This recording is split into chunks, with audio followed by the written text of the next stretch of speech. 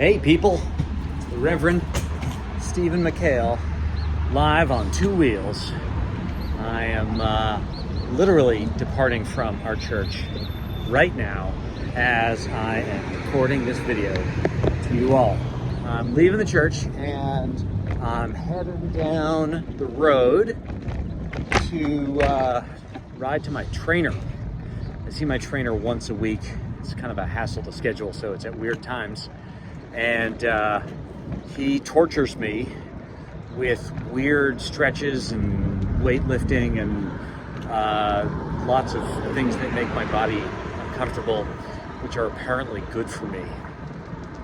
This is sort of like the season of Lent condensed into the physicality of a meeting with a bodybuilder. This is the last week of the season of Epiphany. We're reaching the end of the fun part of church, and then next Wednesday we start the 40-day slog through Lent. And it's actually more than 40 days because that doesn't count Sundays. And do you know why that is? That is because Sunday in the early church, and presumably still today, is a feast. It's a celebration of the resurrection. And by definition, you cannot have a fast and a feast at the same time unless you want some terrible eating disorder that has liturgical roots.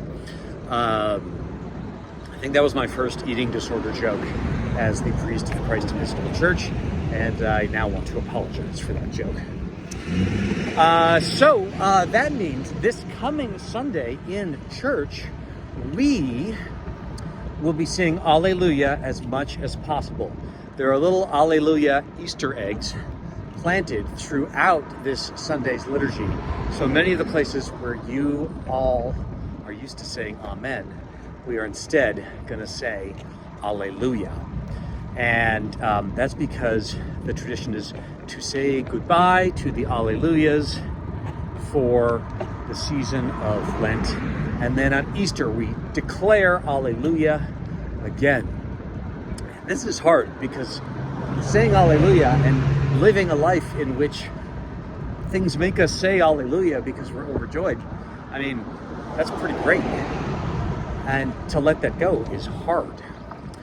The word itself, Alleluia, appears to have some roots deep, deep, deep in the mists of time in ancient Hebrew. And so the Yah in Alleluia was for Yahweh. And Ale meant something like, yeah! So it's kind of like, yay, God? Or, hey, this is great, God, or, something like that. So we will be shouting and singing and saying and feeling and trying to live Alleluia in spite of the state of the world. This reminds me of a book by Anne Lamott entitled Alleluia Anyway. All right, other stuff going on as we make our way into March and as we march towards Lent. So during the month of March, our cause of the month is Episcopal Community Services. Episcopal Community Services is a fabulous organization that has been in San Francisco for decades. It is the largest homeless support organization in San Francisco. They support close to 14,000 folks over there. And they also operate the Alameda Homeless Warming Shelter, which we host at Christ Church. It's a really great organization.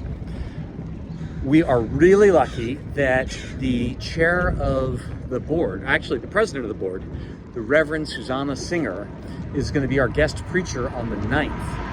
And she's also going to have a forum between the services to talk about the work that Episcopal Community Services does. So please come on out for that. And I will say, Susanna is a fantastic preacher. So she's really worth seeing.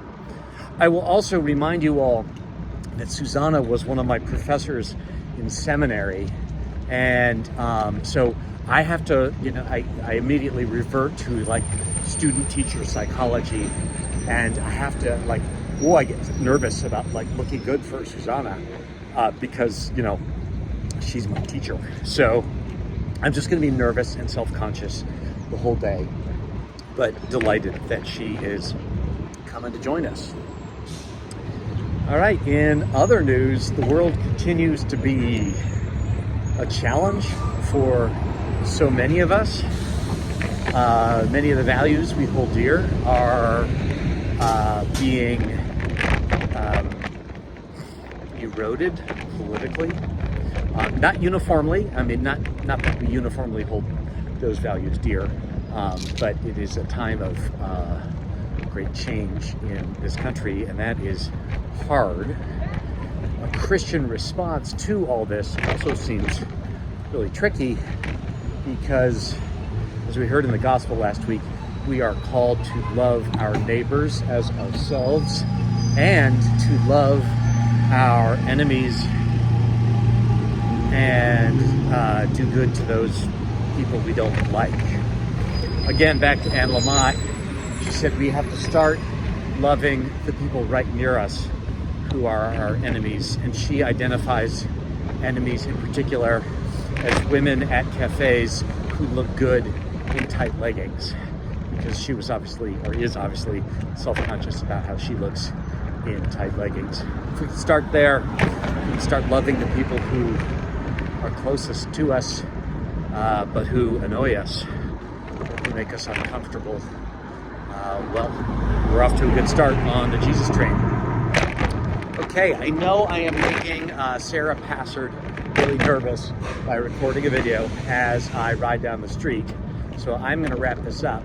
But before I do, I want to just brag for a bit that I have returned to being able to ride with no hands down the street. Here I am going down Santa Clara, working on my balance, trying not to get my tire caught in a hole in the road or something like that. God bless you all. Can't wait to see you. I love you. I'll talk to you soon.